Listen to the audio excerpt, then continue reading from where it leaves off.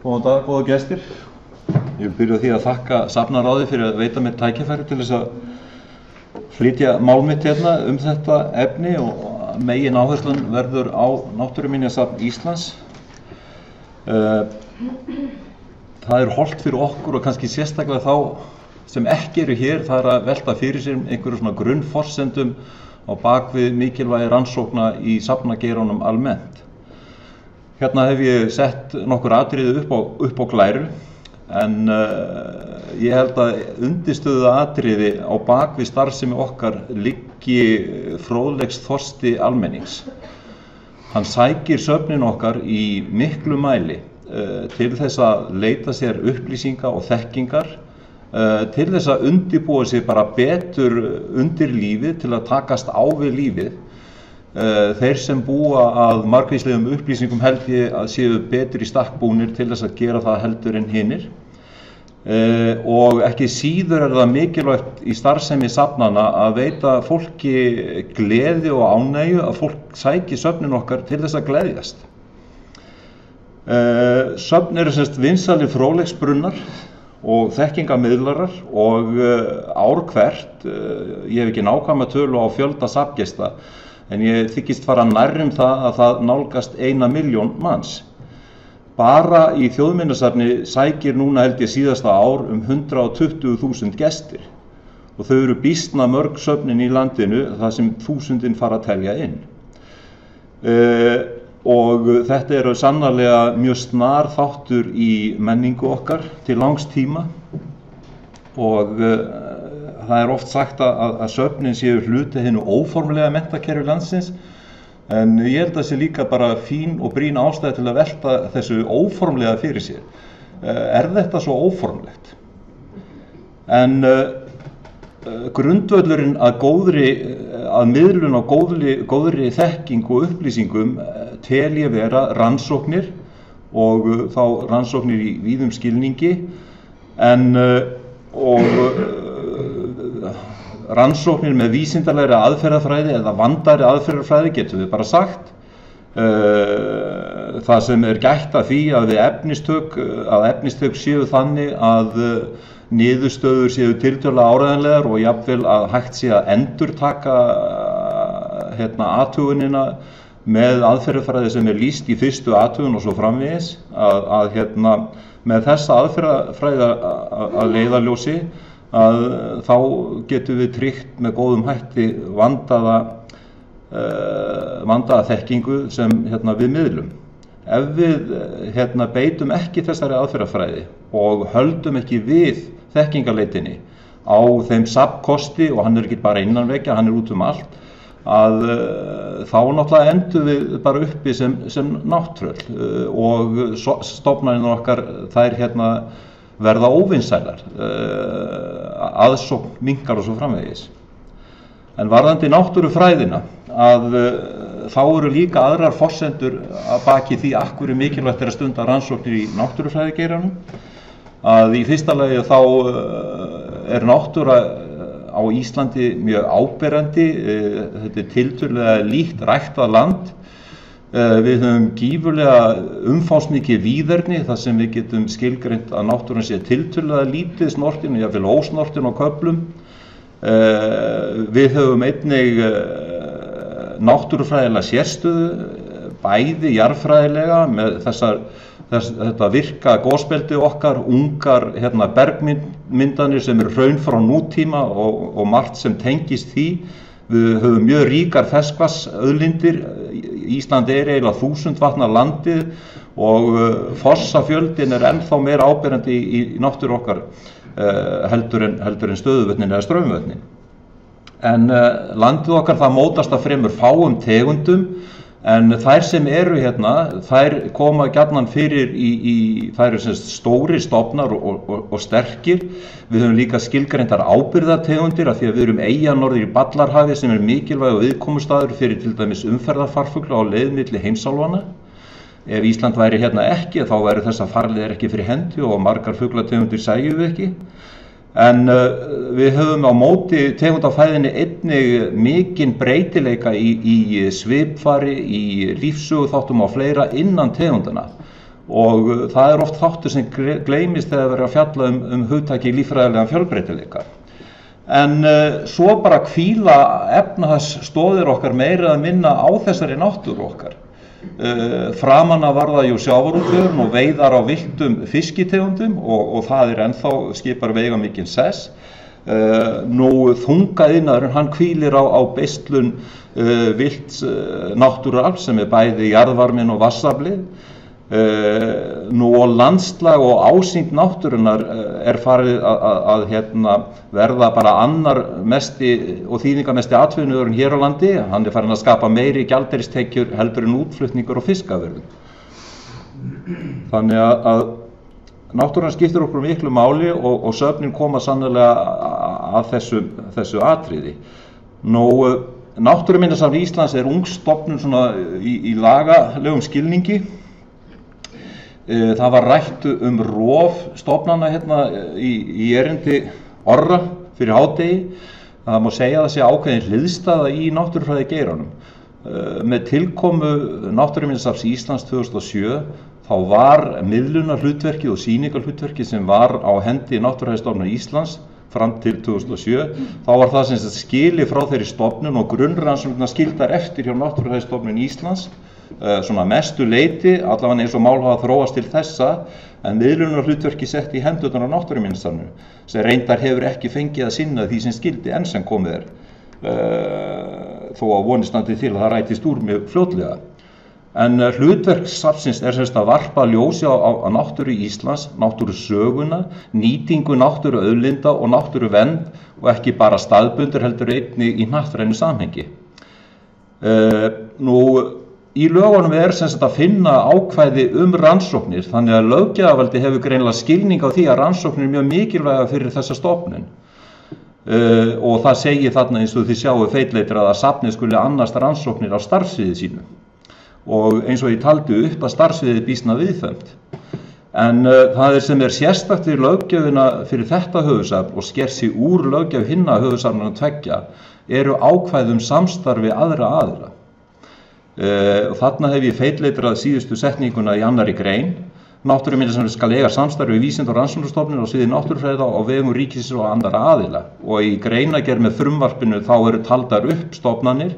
Þar á meðal Hafrannsóknastofnunin, Veðurstofan, Íslenskar orkurannsóknir og fleiri, sem þetta mjög gott ákvæði, sérstaklega í svona litlu samfélagi eins og Ísland Að vissu leyti kemur þetta í veg fyrir að Náttúruminjasafnið sé að endurtaka eða fara yfir á starfsvið annarra, til dæmis með söfnun á munum og líka tekur þetta til rannsókna. En í þriðju greininu þá enn frekar farið út í samstarf og það bara sértækt ákvæði það að Náttúrufræðistofnun Íslands, sem núna með grunnrannsóknir á náttúru landsins, allavega á tilteknum sviðum, að hún skuli vera vísindalegur og faglegur bakhjarl Náttúruminjasafnsins. Og jafnframt segir að vísindasöfn Náttúrufræðistofnunar skulu liggja til grundvallar starfsemi Náttúruminjasafns Íslands. Þetta kannski, þessi lagagrein, hún býður allan upp á það að afmá rofið eða búa til tengingar þá við þá stofnun sem sinni grunnrannsóknum, en eins og ég kem að eftir og stendur þarna í annarri greininni, þá skal Náttúruminjasafnið samt sem áður annast rannsóknir á sínu starfsviði.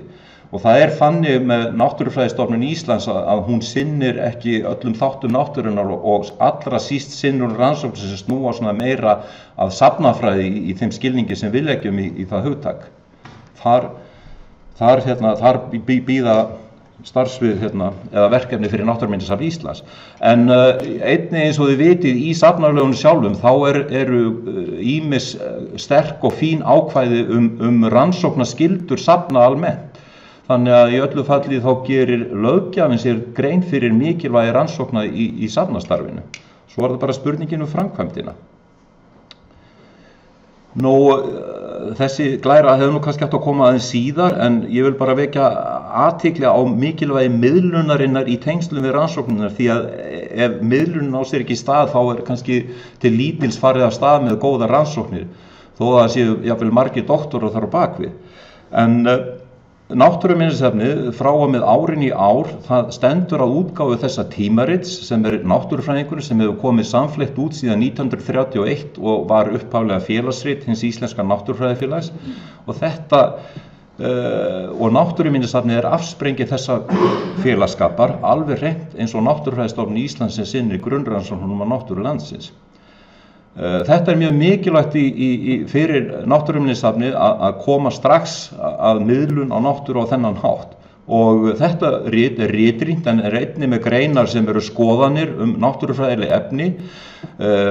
Þetta rit inni í þessum rafrænu gagnamiðlunum sem eru EBSCO-HOST og ProQuest og það núna í Web of Science ferli og á að gefa fulla punkta 15 alveg svo menn fá fyrir það að skrifa jökul sem alfarið á ensku og læknatímariti sem reyndar á íslensku og með enskan útdrátt og enskan texta við myndir og töflur eins og náttúrufræðingurinn. Ég með þetta eintak hérna og hvet ykkur endilega til þess að gerast félagar í hinu íslenska náttúrufræðilegu og fá 4 hefti á ári á þessu vandaða tímariti. Þarna fjallað íslenska náttúru, rannsóknir íslenskra og erlendra rannsóknarmanna og margar niðurstöður rannsókna eru hvergi birtar annars staðar en í þessu tímariti. Það þarf einhverja fjárheimildir og fjárhagslega burði til þess að stunda rannsóknir. En ég búinn að vera í þessu starfi sem forstöðumaður safnsins núna akkurat 1 ár og 2 mánuði og þar eini starfsmaðurinn eins og stendur núna. Það var starfsmaður í 37,5% stöðuhlutfalli við hlið mér þar til fyrir 2 mánuðum. Ég hafði bara svigrúm til að hafa hann í 10 mánuði. Og það ritstjóri náttúrufræðingsins vel að merkja.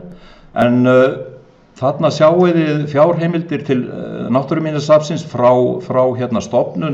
stofnunarinnar sem 2007 en það var stofnað mitt ár 2007 svo við skulum horfa á næsta ár 2008 en síðan þá hefur eiginlega bara hallað undan fæti og ég hef reiknað þarna Pearsons fylgnistöðul á milli árana og svo fjárheimildina samkvæmt reikningi og svo það fjárlagafrumvarpið 2015 þarna inni en það neikvæð fylgni þannig að það ekki haldið einu sinni við verðbólgu þarna og svo sjáum við þarna þetta sláandi mun á milli höfuðsafnanna 3.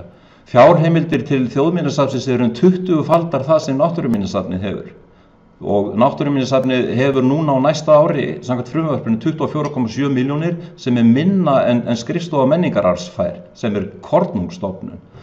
Þannig að en hvað gerir maður þegar maður hefur úr litlum fjárheimildum að spila?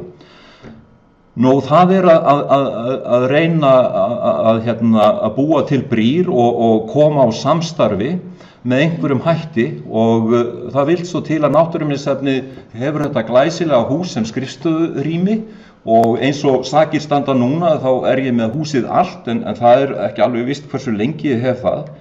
En ég þarna einn og ritstjórinn í 37,5% stöðugildi en svo eru samstarfsaðilar og þið sjáu þarna mynd af rektor Hólaskóla Erlu Björk Örnólfsdóttur og það fyrsti samstarfssamningurinn sem náttúruminjasafnið gerir við utankomandi aðila rannsóknarsamstarf. Ég skaffa þak yfir höfuðið og við vinnum að sameiginlegu verkefni. Ég fæ að miðla og nota niðurstöðurnar og það þeirra framlag en þau fá ókeypis þak.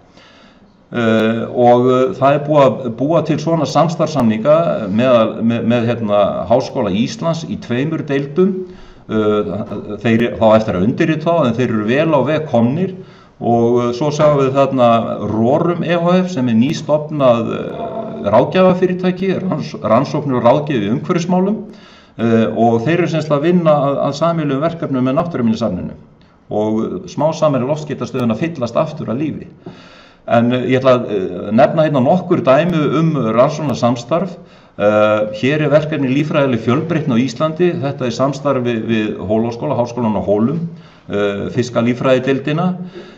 Þar verkefnastjóri fyrrverandi rektor og núverandi prófessor við skólann, Skúli Skúlason. En þarna sérst markmiðið að gera svona heildstætt yfirlit á eðli og gerð líffræðilegs fjölbreytileika á Íslandi með áherslu á hryggdýr, einkum fiska og fugla, en það fleira undir, það þarna líka jurtir og hryggleysingar. Og þarna semst unnið með fyrirliggjandi gögn og gagnabanka sem Náttúruminjasafnið býr sjálft yfir eða hefur aðgang að samkvæmt samkomulagi sem forveri minn, Margrét Hallgrímsdóttir, það rúma ár sem hún gegndi stöðu safnstjóra Náttúruminjasafnsins, gerði við Náttúrufræðistofnun Íslands lögum samkvæmt. En fram að því var allt í frosti má segja og ég ætla að bæta við að ég gat ekki tekið þátt í þessari könnu sem Ólöf Gerður stóð að því að það var ákveðin lapsus í þeirri í spurningakönnuninni því að ein forsenda var svo að það áttu að hafa verið stundað rannsókn á tímabilinu 2010-13 sem ekki var hjá Náttúruminjasafni. Ég var búinn að svara 75% af spurningalistanum, svo kom þessi spurning í restina og þá lenti ég í svona lúpu af því að það þurrkaðist allt út á undan. Þannig að ég þurfti alltaf að byrja aftur og aftur. En þarna eru semst einhver skilgreind markmið og það eru verklok og svo framvegis og þarna stefnt að því að birta í ritrýndum tímaritum og nota náttúrulega niðurstöðuna einnig í sýningahald þegar aðstæður fyrir safnið bjóðast og það þarf ekkert endilega að vera neitt nýtt hús, alls ekki, það má vera fyrirliggjandi hús og ég lít til samstarfs út á landsbyggðinni með setrum og öðrum aðilum sem mjög vænlegan kost. Eitt verkefni í samstarfi við eina deild háskólans snýr að fyrstu gjöf til Náttúruminjasafnsins í mínu starfi, það þessi rostungs efri kjálki eða hauskúpa sem ég held á og með einni skögultönninni.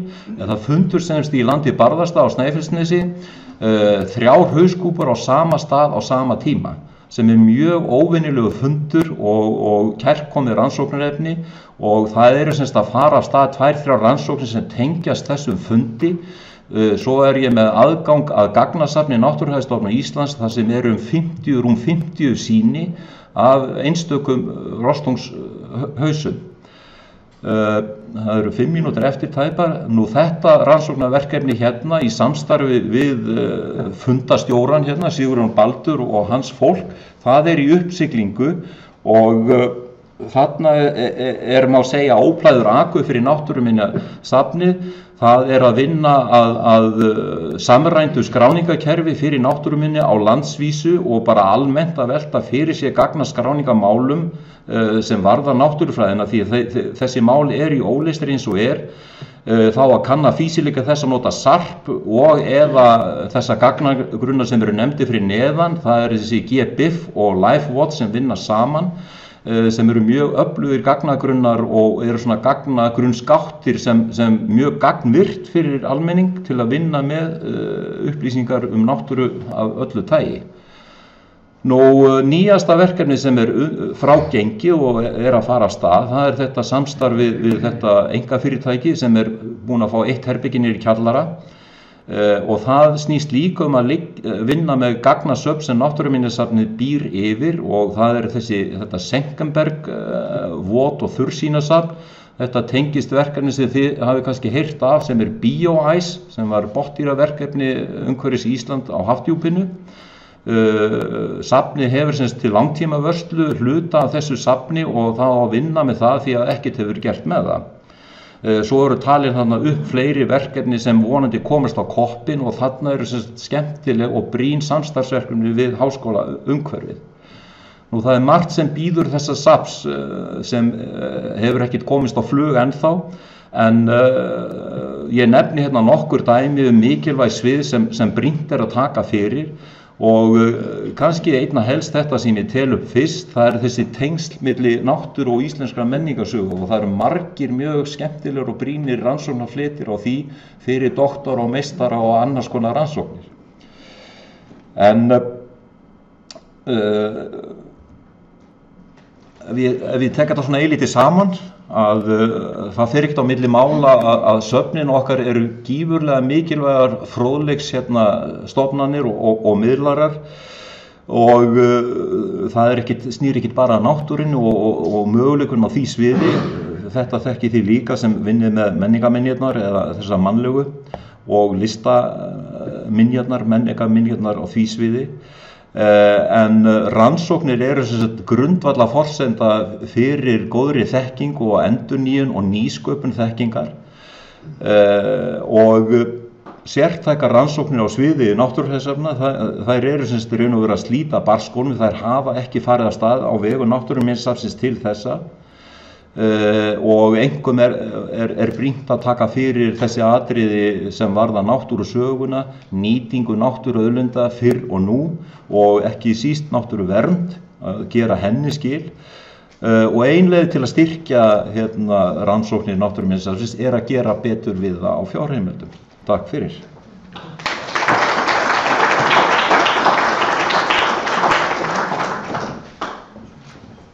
Spurningar? Mér langar kannski fyrst að segja að við vitum náttúrulega að þetta ekki með sýningahúsnæði en þá augljóst eða kannski rannsóknir núna sérðu það í framtíðinni eins og það myndi styrkja grunn fyrir sýningaraldur eða eru rannsóknirna núna unnar alveg ótengt því að það væri hægt að miðla á sýningu? Já, þær gagnast hvort tveggja.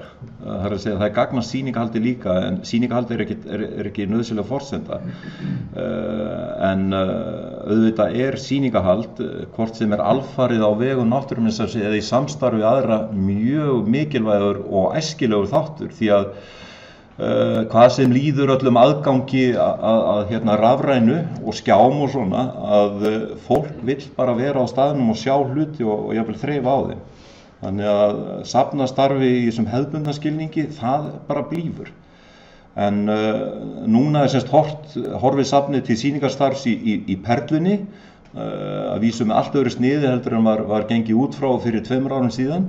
Og það raun og veru bara beðið eftir afstöðu mennta- og menningarmálaráðherra varðandi það. En aðilar sem vilja standa að þessu, sem semst Náttúruminjasafnið, Reykjavíkurborg og fjárfestir, sem stór sjóður með Landsbankann og lífeyrissjóð á bak við sig, eru reiðubúnir. En eins og ég sagði, ég vil gjarnan og helst líka fara út á land. Ég get jafnvel hugsað mér að búa út á landi, ég fæddur út á landi, en það bara mjög mikilvægt og skemmtilegi samstarfslitir, meðal annars í tengslu við þessa rannsókn á rostungum, því að það fyrir hendi Selasetur og þessar 2 stofnanir gætu til dæmis unnið saman. Annað dæmi Teigarhorn, það sem skemmtilegi samstarfsmöguleika við Þjóðminjasafnið með Vævatthúsið og þann safnkost. Ef þú fengir í símtal á morgun með tilkynningu að Perlan væri tilbúin, væri þú tilbúin til þess að búa til sýningu sem einn starfsmaður? Já, ég get alveg, það alveg að gera það og það eitt í þessu að nú hefur dæmið verið lagt þannig upp gagnvart ráðherra og ráðuneyti eins og fullbúna sýningu sé að ræða og það tekur eitthvað tíma að vinna hana, en það hefur líka verið sagt að það að gera þetta í áfangaskipt og það að byrja bara með afmarkaðan hátt, til dæmis eins og 1 geirfugl og ekkert meira. Það held ég að geti orðið mjög sterk sýning. Ég var bara að segja að þú hafa gert frábæran hlut með þetta dæmi að snúa vörn í sól, því að það búið að væla svo mikið í þessu svo lengi, nú greinilega ekki fyrir að væla, nú bara kemur niður vinkil og þá kannski ekki hægt að hunsa þetta lengur. Nei, en það náttúrulega sannarlega erfitt á meðan það varla fé í grunnrekstur eins og hefti og blöð og... Nei. Þessum hefur við þetta gefast upp. Ok, það eru fleiri spurningar en við erum að geyma það fyrir í lokin, en þakka kærlega fyrir Hilmar.